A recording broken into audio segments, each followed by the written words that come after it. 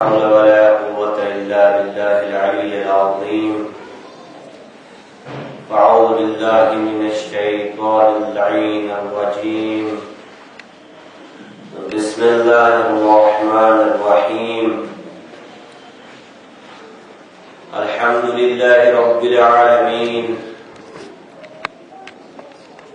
والصلاة والسلام على أشرف الأنبياء والمرسلين وخاتم النبيين أبي القاسم محمد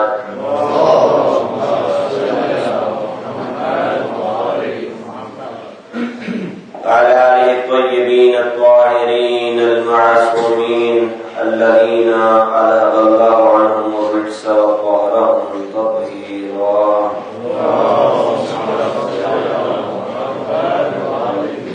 وعلى أصحابه المنتجبين الذين تمسكوا بكتاب الله وعترة نبيه. ورب اشرح لي صدري ويسر لي أمري واحلل عقدة من لساني يفقهوا قولي. أما بعد، فقال الله سبحانه وتعالى في كتابه المجيد والفرقان الحميد: بسم الله الرحمن الرحيم.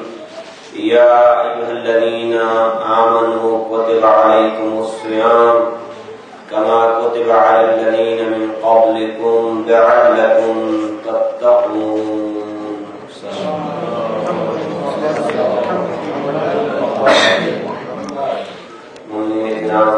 مل کے تہہ دل سے دعا فرمائیں کہ جو مومنین ماہ رمضان میں عبادات بجا لا رہے ہیں، جو مومنین افطاریاں دے رہے ہیں، خاص طور پہ اس مسجد میں جو افطاریاں دی جا رہی ہیں، اور اس سے بھی زیادہ خاص طور پہ وہ نوجوان، وہ جوان کہ جو مومنین کو افطاری پیش کرتے ہیں، یعنی یہاں پہ دسترخوان لگاتے ہیں، تو وہ مومن جوان اللہ جل شانہ تمام کو اس دنیا اور آخرت میں کامیاب و کامیاب.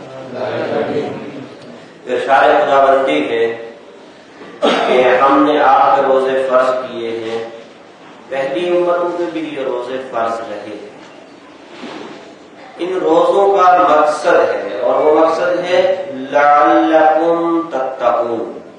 ان روزوں سے تقوی حاصل ہوتا ہے. جب آپ روزہ رکھتے ہیں تو اس سے تقوی حاصل ہوتا ہے.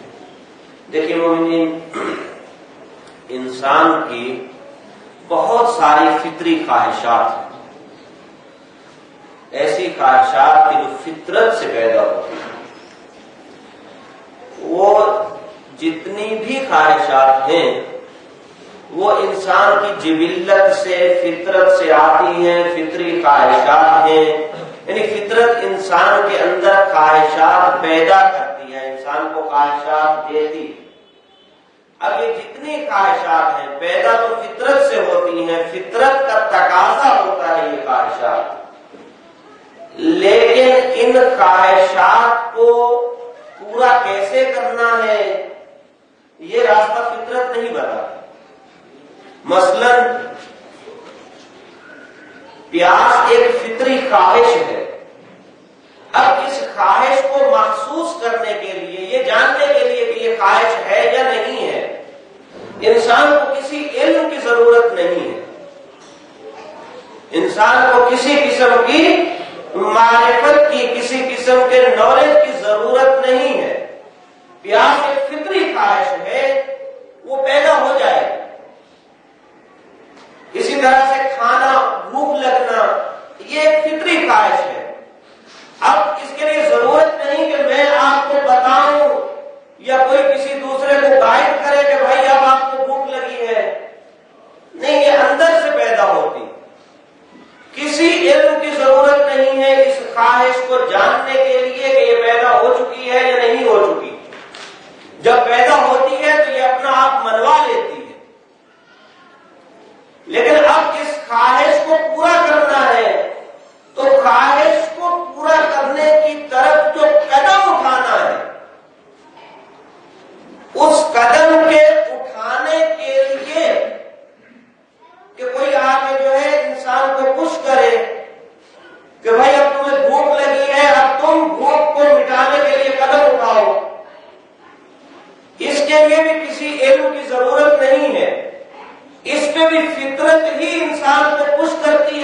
پیاس لگی ہے اس کو بجھاؤ،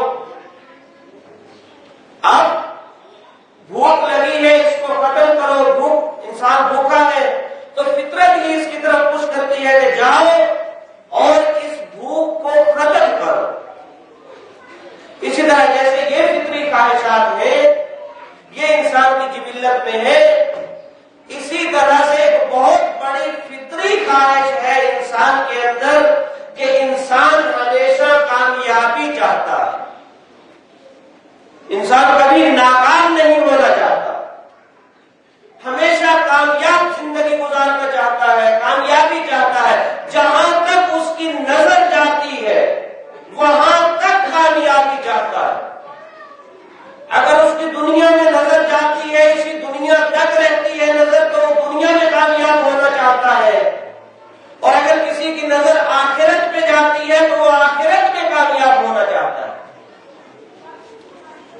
تو یہ ایک فطری خواہش ہے انسان کے اندر، تو اس پہ تو فطرت خود بخود انسان کو مطلع کر دیتی ہے، کسی علم کی ضرورت نہیں، یعنی کوئی ضرورت نہیں کہ میں کسی کو بتاؤں کہ آپ کو کامیاب ہونا ہے، یا کوئی کسی دوسرے کو بتائے کہ اسے کامیاب ہونا ہے،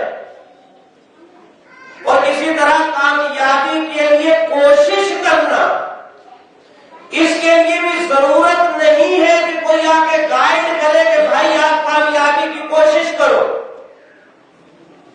اس کی بھی ضرورت نہیں ہے۔ انسان جس چیز کو اپنی کامیابی تصور کرتا ہے اس چیز کی طرف ہمیشہ کوشش بھی خود بخود کرتا ہے، لیکن مسئلہ یہاں پہ پیدا ہوتا ہے کہ جب وہ اپنے ٹارگیٹ کی طرف بڑھ رہا ہے، اس چیز کی طرف بڑھ رہا ہے کہ جس کو حاصل کرنا وہ اپنی کامیابی سمجھتا ہے، تو اب یہ جو راستہ اپنا رہا ہے، کیا اس کا یہ راستہ ٹھیک ہے یا غلط ہے؟ فطرت یہ کبھی نہیں بتائے گی کہ تم سیدھے راستے پہ چل رہے ہو یا غلط راستے پہ چل رہے ہو، فطرت یہ بتائے گی کہ آپ کو کامیابی کی ضرورت ہے، فطرت یہ بتائے گی کہ کامیاب ہونے کے لیے، کامیابی کی طرف بڑھنے کے لیے کوشش کرو، لیکن جو راستہ آپ اپنا چکے ہیں اس راستے کے صحیح اور غلط ہونے کے بارے میں، یہ راستہ منزل مقصود تک لے کے جائے گا یا منزل مقصود تک نہیں لے کے جائے گا، اس کی طرف فطرت کبھی بھی جو ہے وہ گائیڈ نہیں کرے گی، بلکہ اس کے لیے ضرورت ہوگی علم کی۔ علم بتائے گا، عالم بتائے گا، ذی علم بتائے گا، صاحب علم بتائے گا کہ آپ کا راستہ ٹھیک ہے یا غلط ہے، اور جب صاحب علم بتائے گا تو پھر صاحب علم وہ ہونا چاہیے بتانے والا کہ جس کا کوئی اپنا نفع یا نقصان نہ ہو۔ اگر اپنا نفع یا نقصان ہوگا تو وہ اپنے نفع اور نقصان میں گھر جائے گا، وہ ہونا چاہیے بتانے والا کہ جس نے اس انسان کو بنایا ہے وہ خوب جانتا ہے کہ یہ جو میں نے مشین بنائی ہے یہ کیسے بہترین پرفارم کرے گی، اس کی پرفارمنس کیسے بہت بہترین ہو جائے گی، وہ خوب جانتا ہے جس نے بنائی ہے، نہ تو یہ مشین خود جانتی ہے نہ کوئی اور جانتا ہے، حتیٰ کہ اس بات کو انبیاء اور رسل بھی نہیں جانتے کہ یہ مشین کس طرح بہترین پرفارم کرے گی، وہ جب جانتے ہیں تو کہاں سے جانتے ہیں؟ وہ جس نے اس مشین کو خلق کیا ہے، جس نے اس انسان کو خلق کیا ہے، اس نے خلق کر کے انبیاء اور رسل کو بتایا ہے کہ یہ انسان کس طرح سب سے اچھا پرفارم کرے گا۔ تو جو علم نبی یا امام کے پاس آتا ہے وہ اللہ کی طرف سے آتا ہے، اسی لیے ہم اسے کہتے ہیں علم لدنی، کہ وہ من لدن اللہ، اللہ کی بارگاہ سے نبی یا امام کو ملتا ہے۔